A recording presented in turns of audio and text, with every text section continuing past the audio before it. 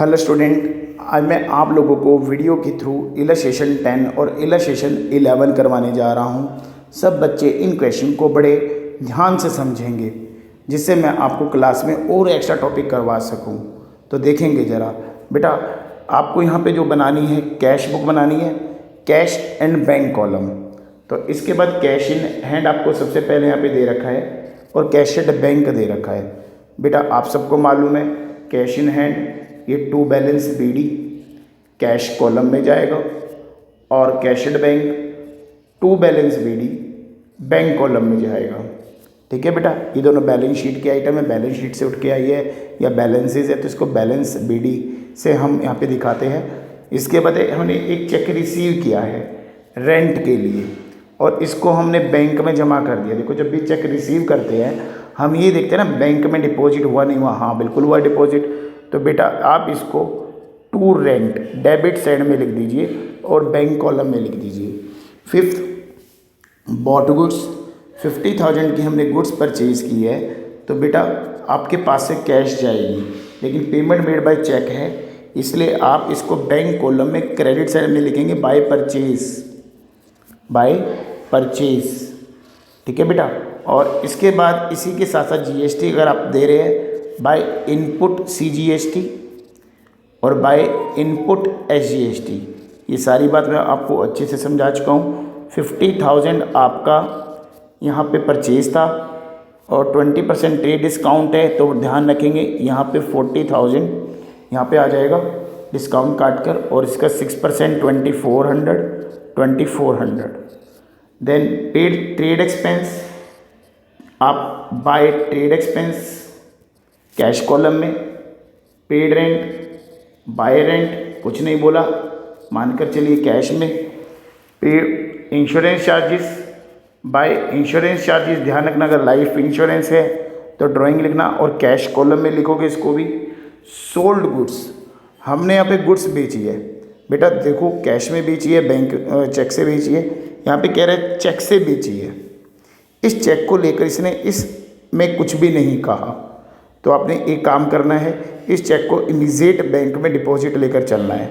तो जब आप कैश बुक बना रहे हो उसकी डेबिट में टू सेल्स बैंक कॉलम में और ये जीएसटी भी कलेक्ट कर लेना, टू आउटपुट सीजीएसटी और टू आउटपुट एसजीएसटी। ठीक है बेटा, थोड़ा सा स्पेस कम रह गया है, चलो हो जाएगा काम।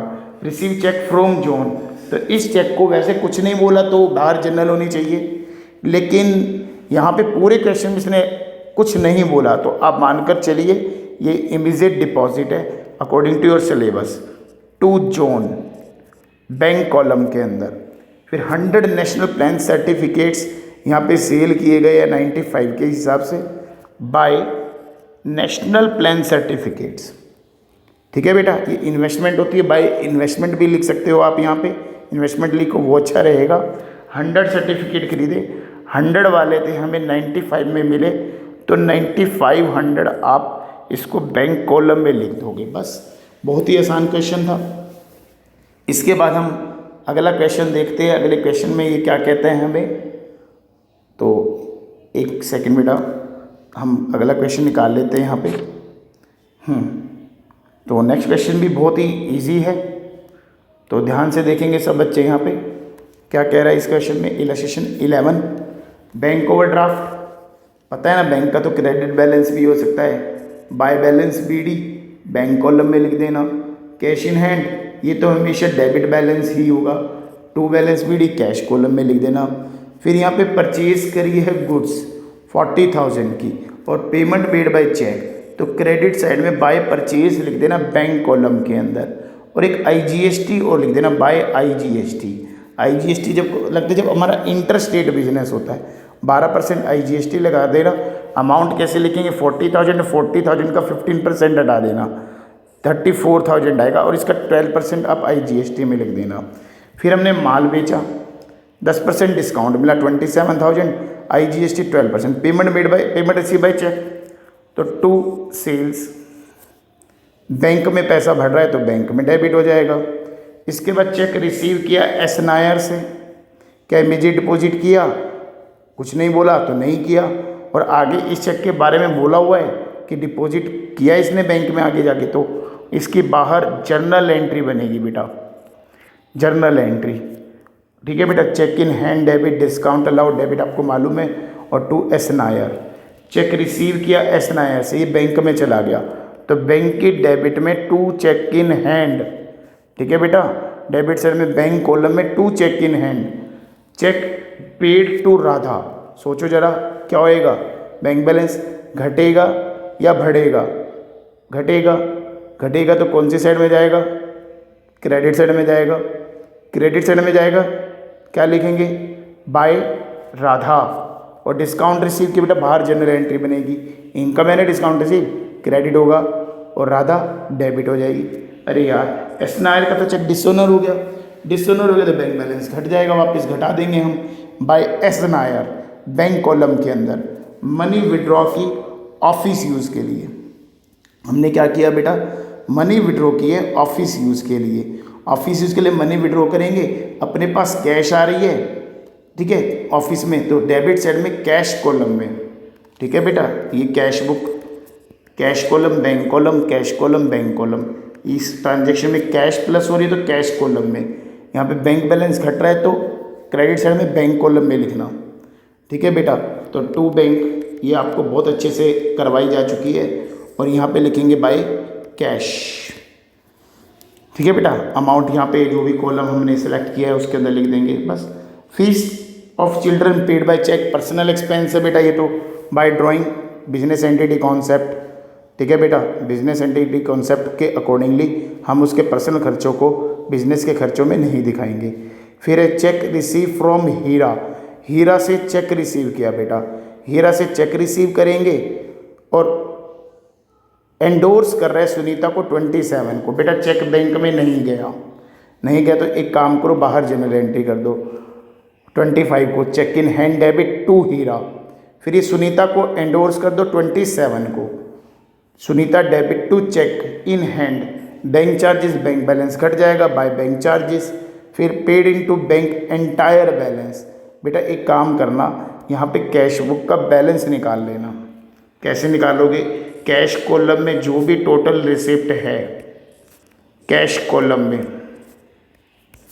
उसमें से माइनस कर देना टोटल पेमेंट, उसमें से बेटा टोटल पेमेंट आप माइनस कर देना कैश कॉलम की, तो आपके पास यहाँ पे बैलेंस निकल के आएगा।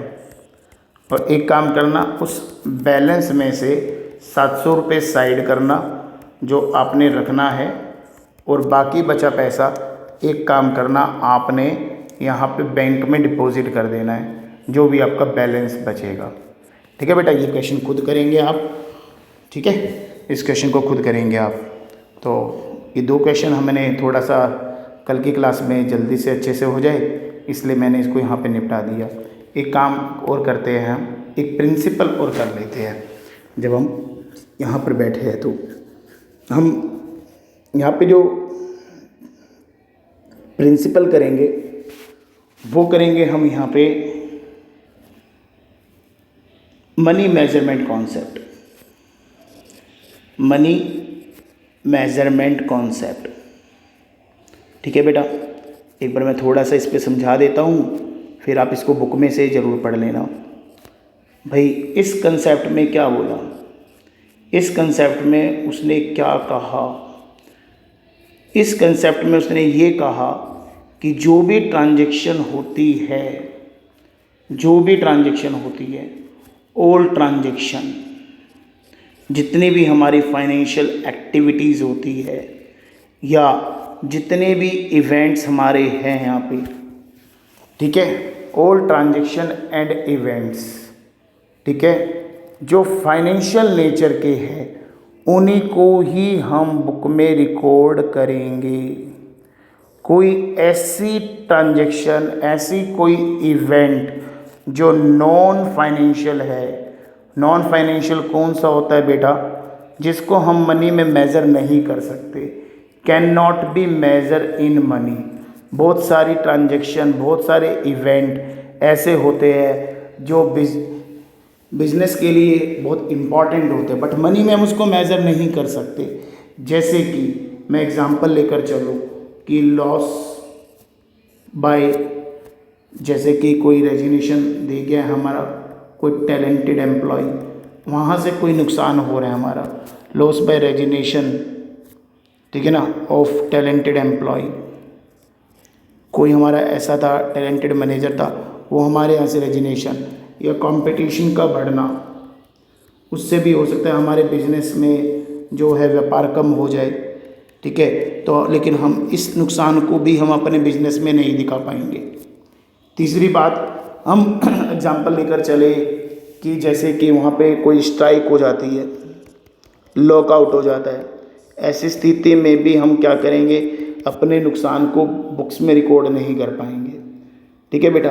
तो ऐसी ट्रांजैक्शन को हम बुक में नहीं रिकॉर्ड करेंगे।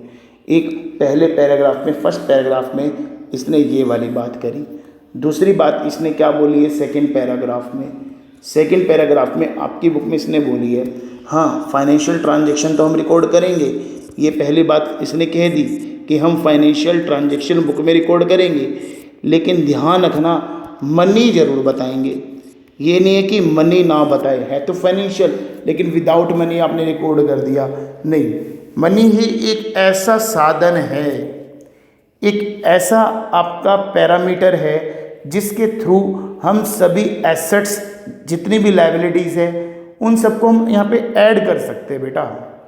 तो जो भी आपने फॉर्मेट देखे होंगे, चाहे आपने अकाउंटिंग इक्वेशन का फॉर्मेट देखा, चाहे आपने जर्नल का फॉर्मेट देखा, चाहे आपने कैश बुक का फॉर्मेट देखा, कोई भी फॉर्मेट ऐसा नहीं है जिसमें रुपीज़ का अमाउंट ना हो। तो जो भी ट्रांजैक्शन, जो भी इवेंट, कुछ भी इंफॉर्मेशन है, हम विद मनी ज़रूर बताएंगे। फॉर एग्ज़ाम्पल इसने कितना अच्छा एग्जाम्पल दिया कि एक ऑर्गेनाइजेशन है जिसके पास 5 चेयर है, ठीक है बेटा, जिसके पास क्या है 5 चेयर, एक टेबल, उसके पास 2 एसी लगे हुए हैं, उसके पास एक बिल्डिंग है बहुत बड़ी। ऐसे लिखने से बेटा बात थोड़ी ना बनेगी, बताना पड़ेगा 5 चेयर 5,000 रुपये की है, एक टेबल यहाँ पे 10,000 रुपये की है, 2 एसी यहाँ पे 60,000 रुपये की है, और एक बिल्डिंग यहाँ पे 5 लाख रुपए की है। ऐसा कुछ हमें फिगर्स बताना पड़ेगा। 5,000, 15,000, 75,000, 5,75,000 रुपीज़ की टोटल यहाँ पे एसेट्स है। देखो इस बात से कितनी क्लैरिटी आ जाती है, कितनी यहाँ पे एक तरह से जो हमारा इन्फॉर्मेशन है होमोजीनियस हो जाता है, एक रूपता यहाँ पे आ जाती है। तो मनी मेजरमेंट कॉन्सेप्ट में क्या बोला, जितनी भी ट्रांजैक्शन, जो भी ट्रांजैक्शन हमारी फाइनेंशियल नेचर की है सिर्फ वही रिकॉर्ड की जाएगी। कोई भी नॉन फाइनेंशियल ट्रांजैक्शन उसको हम बुक में रिकॉर्ड नहीं करेंगे, ठीक है। जैसे एग्जांपल मैंने दिया, loss by resignation, increase in competition, strike, lockout. दूसरे पैराग्राफ में क्या बोला, जितने भी फाइनेंशियल ट्रांजैक्शन रिकॉर्ड करेंगे in terms of money record करेंगे। बेटा इस वीडियो को आपने बिना स्किप किए ध्यान से देखना है, ठीक है बेटा। थैंक यू मेरे दोस्तों, इस वीडियो को हम यहाँ पे ही ख़त्म कर रहे हैं, ठीक है। बाय मेरे दोस्तों।